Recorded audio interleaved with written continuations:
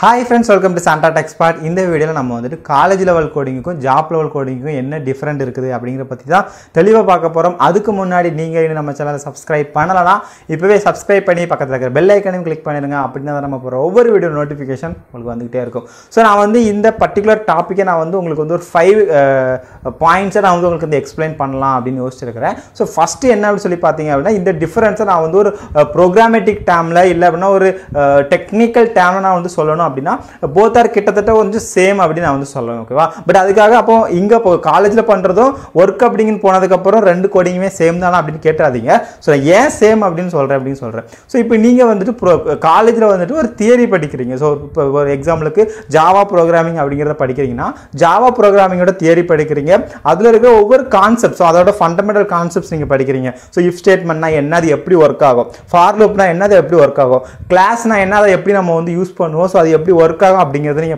படிக்கிறீங்க சோ நீங்க காலேஜ் லெவல்ல பொறுத்த வரைக்கும் உங்களுக்கு வந்துட்டு கான்செப்ட் வைஸ் உங்களுக்கு இதுனா என்ன அப்படிங்கறது தெரியும் சோ அதே நீங்க வந்து ஒரு ஜாப் லெவல் போய்ட்டீங்க அப்படினா அந்த நம்ம அங்கே நமக்கு வந்து இந்த இஃப் ஸ்டேட்மென்ட் இந்த ஃபார் லூப் இந்த கிளாஸ் சோ இந்த மாதிரி விஷயங்கள் தான் இருக்கும் பட் அங்க வந்து நமக்கு என்ன ஆகும்னா இதை எப்படி நம்ம வந்து அப்ளை பண்றோம் சோ எந்த மாதிரி கேसेसக்கு அப்ளை பண்றோம் எந்த மாதிரி சினாரியோல அப்ளை பண்றோம் அப்படிங்கற விஷயங்கள்லாம் நமக்கு வந்து இருக்கும் ஓகேவா சோ இத வந்து நம்ம வந்து ஒரு ஃபர்ஸ்ட் டிஃபரன்ஸ் அப்படி நம்ம வந்து சொல்லலாம் சோ இரண்டாவது நம்ம வந்து ஒரு டிஃபரண்ட் பார்க்கணும் அப்படினா என்ன பார்க்கலாம்னு சொல்லி பாத்தீங்க அப்படினா சோ காலேஜ்ல நம்ம பண்ற ஒரு கோடுக்கு பாத்தீங்க அப்படினா நமக்கு வந்து அவுட்புட் என்ன அப்படிங்கிறது நமக்கு வந்து தெரியும் பட் அப்ப நீங்க வந்து வர்க் பண்றதுல நமக்குள்ள அவுட்புட் என்னன்னு தெரியாதா அப்படி சொல்லி கேட்டிங்கன்னா அங்கேயே நமக்கு அவுட்புட் தெரியும் பட் காலேஜ் லெவல்ல நம்ம பண்ற கோடிங்லாம் ரொம்ப சிம்பிளான ஒரு கோடிங்கா இருக்கும் சோ நம்ம வந்து ஈஸியா இந்த அவுட்புட் தான் இதுக்கு வரும் அப்படிங்கறது நம்ம வந்து எடுத்துறலாம் பட் இன் வர்க் லெவல்ல நம்ம வந்து போகும்போது பாத்தீங்க அப்படினா அதுக்கு நம்ம வந்து இதுதான் அவுட்புட் அப்படிங்கறது ஃபிக்ஸ் பண்ணிட்டு அத நோக்கி தான் நம்ம வந்து கோடிங் எழுதுவோம் பட் என்ன டிஃபரன்ஸ் அப்படினா இங்க காலேஜ் லெவல்ல நம்ம பார்க்குற மாதிரி அங்க வந்து அவுட்புட் நமக்கு வந்து அவ்வளவு ஈஸியா வராது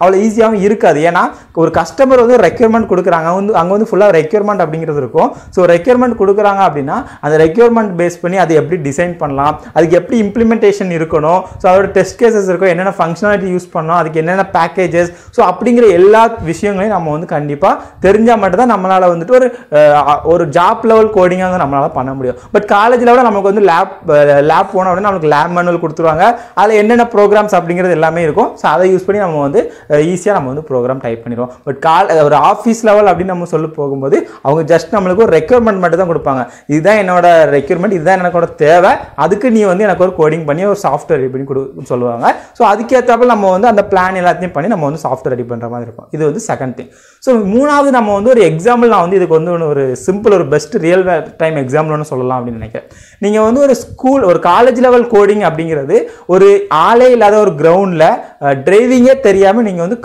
ஒரு காரை டிரைவ் பண்றதுக்கு சமம் அப்படின்னு சொல்லலாம் சோ நான் வந்து ஏன் இதை வந்து ஒரு காலேஜ் லெவலுக்கு ஒரு எக்ஸாம்பிளா சொல்றேன்னு சொல்லி பாத்தீங்கன்னா உங்களுக்கு ஜஸ்ட் கார்னா என்னன்னு தெரியும் அதுல எங்கெங்க என்னென்ன இருக்குன்னு தெரியும் ஜஸ்ட் ஒரு பேசிக் மட்டும் தெரியும் பட் ஒரு நீங்க ஒரு எக்ஸ்பர்ட் டிரைவரோ இல்லைன்னா ஒரு அனுபவம் உள்ள ஒரு டிரைவரோ நீங்க வந்து டிரைவரா நீங்க இல்ல சோ ஜஸ்ட் ஒரு பேசிக் மட்டும் தெரிஞ்சது அப்படினா உங்களால ஜஸ்ட் ஆளே இல்லாத ஒரு இடத்துல மட்டும் தான் கார் ஓட்ட முடியும் அங்க மட்டும் தான் உங்களால வந்துட்டு டிரைவ் பண்ண முடியும் ஏன்னா அங்க வந்து நிறைய பெர்சன்ஸ்லாம் இருக்கிறாங்க அப்படினா உங்களால டிரைவ் பண்ண முடியாது பட் இந்த ஜாப் லெவல் கோடிங் அப்படிங்கிறது நம்ம வந்து என்ன சொல்லலாம் அப்படின்னு சொல்லி பாத்தீங்கன்னா ஒரு ஹெவி டிராஃபிக் இருக்கிற இடத்துல உங்களை வந்து உங்க கார்ல பேசஞ்சர்ஸை வச்சுட்டு உங்களை டிரைவ் பண்றதுக்கு நம்ம வந்து சமம் அப்படின்னு சொல்லலாம் ஏன் அப்படின்னா அந்த டிராஃபிக் இருக்கிற இடத்துல வந்துட்டு பாத்தீங்க அப்படின்னா உங்களுக்கு இருக்கிற பேசஞ்சர் சீக்கிரம் என்ன போகணும் ஸோ சீக்கிரம் என்ன கொண்டு என்னோட டெஸ்டினேஷன் பாயிண்ட்ல விட்டுருங்க இல்ல ஸ்லோவா போங்க சம்திங் அந்த மாதிரி நம்மளுக்கு வந்து புஷ் பண்ணிட்டே இருக்கலாம் ஸோ அதே மாதிரி தான் ஸோ ஜாப் லெவல் அப்படின்னு நம்ம போயிட்டோம்னா நமக்கு ரெக்கமெண்ட் கொடுத்துட்டு நம்மளோட சீனியர் மேனேஜ்மெண்ட்ல இருக்கிறவங்க நம்ம வந்து புஷ் பண்ணுவாங்க நீங்க வந்து சீக்கிரம் கம்ப்ளீட் பண்ணணும் இவ்வளவு டைம்க்குள்ள கம்ப்ளீட் பண்ணணும் அப்படிங்கிற மாதிரிலாம் நமக்கு வந்து ரொம்ப ப்ரெஷர்லாம் இருக்கும் ஸோ அதெல்லாத்தையுமே நம்ம வந்து இந்த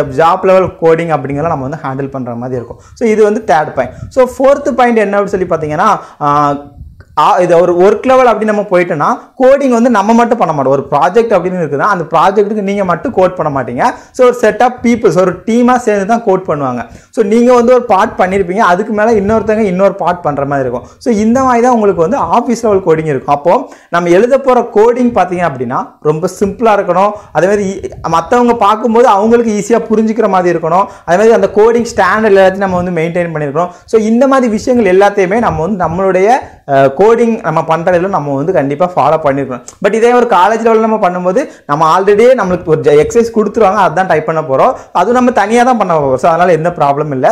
பட் நீங்கள் ஒர்க் லெவல்னு போகும்போது டீம் கூட சேர்ந்து தான் நம்ம ஒர்க் பண்ணுற மாதிரி இருக்கும். ஸோ நம்ம எழுதுகிற கோட் எல்லாத்துக்கும் புரிகிற மாதிரி இருக்கணும். ஸோ இது வந்து 4th பாயிண்ட். ஸோ 5th நம்ம என்ன பார்க்க போகிறோம்னு சொல்லி பார்த்தீங்கன்னா நிறைய புது டெக்னாலஜிஸ்லாம் நம்ம வந்து கற்றுக்கிட்டே இருக்கணும். ஏன்னா ஒரு ரெக்யர்மெண்ட் வருதுன்னா அது ஜஸ்ட் நமக்கு தெரிஞ்சிருக்கிற ஒரு விஷயத்தை வச்சு மட்டும் பண்ண முடியாது.